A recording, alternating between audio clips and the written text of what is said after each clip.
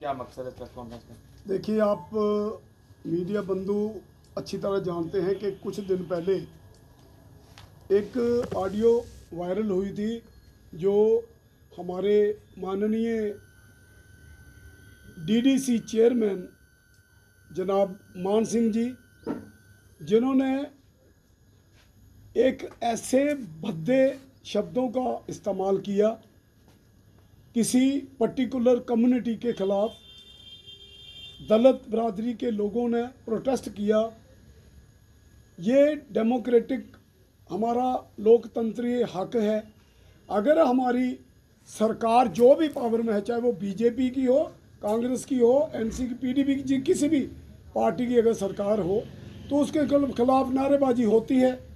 और जब ये लोग वोट लेने के लिए जाते हैं, जब जीतने के लिए जाते हैं, तो उनको चाचा, ताया, चाची, यहाँ तक के बहनोई भी बना लेते हैं।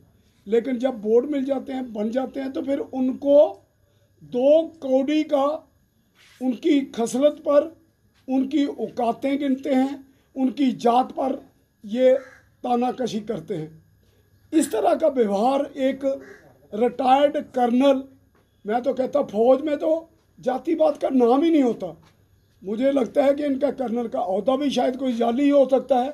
और यहाँ जो ये जो एक जिम्मेवार जो पोस्ट दी गई इनको पूरे डिस्ट्रिक्ट के, जिसमें हर बरादरी के ये चेयरमैन हैं, लेकिन इस तरह का बयानबाजी, किसी को गाली गलौज करना, ये बिल्कुल इंसानियत के, सियासत के बिल्कुल विरुद्ध है।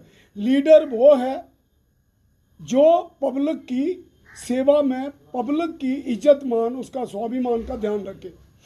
डिमांड लोगों ने करनी है, किसी को तकलीफ हो सकती है, उसने गवर्नमेंट के खिलाफ बोलना, मोदी जी के खिलाफ बोलना, अगर पावर है चेयरमैन के खिलाफ भी बोलना है। और जो धमकी भरा, मैंने उसका वीडियो ऑडियो देखा कि मैं आ रहा हूँ, देखता हूँ कौन कौन थे, और एक कोई मेघ बरादरी का सा उसके पीछे हो गए।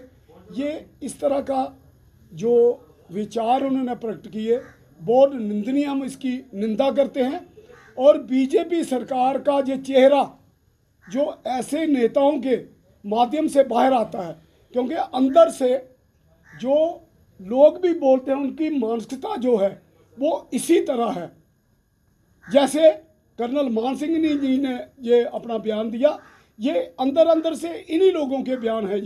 ये जब भी मीटिंग होती है, अभी पीछे जो सेल में हमारे दलित बरादरी को लोग बैठे हैं, चाहे वो बीजेपी में है, कांग्रेस में है, उनकी यही दशा है। वो सिर्फ हमारे लोगों को आके गुमराह कर सकते हैं कि हम बड़े पार्टी में बैठे हुए हैं। लोगों को ये सिर्फ उनकी हालत जो है, ये लोग उनके आगे पीछे घूमने और कुर्सियां लगाने, टाट बसाने के बिना और कोई काम नहीं इनके पास। उन लोगों को शर्म आनी चाहिए कि बरादरी पर लोग तनक कसते हैं और ये लोग वहाँ जा कर के इनके नारेबाजी लगाते हैं, जिंदाबाद के लगाते हैं। उन्होंने मुर्दाबाद लगाए क्योंकि उनके काम नहीं हुए, उनको तकलीफ थी। इस तरह का बेहुदा जो बयानबाजी है, ये बीजेपी सरकार की तानाशाही दर्शाती है। और इनकी मानसिकता जो है, बीजेपी सरकार की मानसिकता जो है वो दर्शाती है।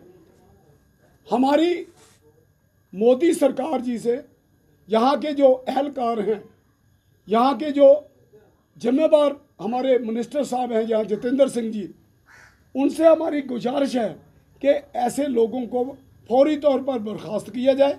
वहाँ बहुत सारे नौजवान जो हैं वो डीडीसी मेंबर बने हैं, उनको मौका दें। ये बेचारा इतनी दूर से उठा करके यहाँ, जिसको फौज में भी वैसे ही रहा, अब वहाँ से उठा करके इसको चेयरमैन बना दिया। ये हमारे कठुआ डिस्ट्रिक्ट के लोगों के साथ बहुत बेइंसाफ़ी है, और ख़ासकर दलित वर्ग के लोगों के लिए, कि अगर इस तरह ये जातिवाद पर प्रताड़ित करते रहेंगे हमारे लोगों को, तो यह निंदनीय है और हम कभी भी इस चीज़ को बर्दाश्त नहीं करेंगे। बहुजन समाज पार्टी सिरे से ऐसे बयानों को नकारती है, और हम अपने दलित या जितने भी गरीब सर्व समाज के लोग हैं, जो बुद्धिजीवी लोग हैं, हम सब से अपील करेंगे कि ऐसे आदमियों को बर्खास्त करने के लिए बीजेपी सरकार पर दबाव बनाया जाए यहाँ की एडमिनिस्ट्रेशन पर कि ऐसे आदमी को फौरी तौर पर बर्खास्त किया जाए, क्योंकि ये तरह तरह की बयानबाजी करते हैं और फिर बाद में अभी मुझे जी खेद है, ये साजिश रची गई। अरे भाई बोल आप रहे हैं, किसी वर्कर के साथ बात आप कर रहे हैं, साजिश कौन रच रहा है? साजिश तो आप रचते हैं। जो इस तरह का किसी जातिवाद पर कोई भक्त बरादरी का है, कोई उनकी जो भावनाएं हैं उनको ठेस पहुंचाई है, तो हम ये नहीं कहते कि माफ़ी मांगे।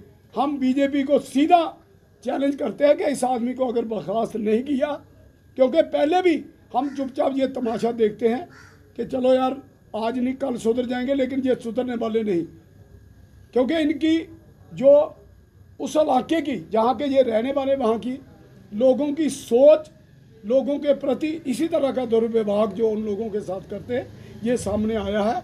इसलिए बीजेपी सरकार को इसका नोटिस लेना चाहिए और इस आदमी को फौरी तौर पर बर्खास्त करके लोगों के मन में जो उनको ठेस पहुंची है उस पर मरहम का काम करे।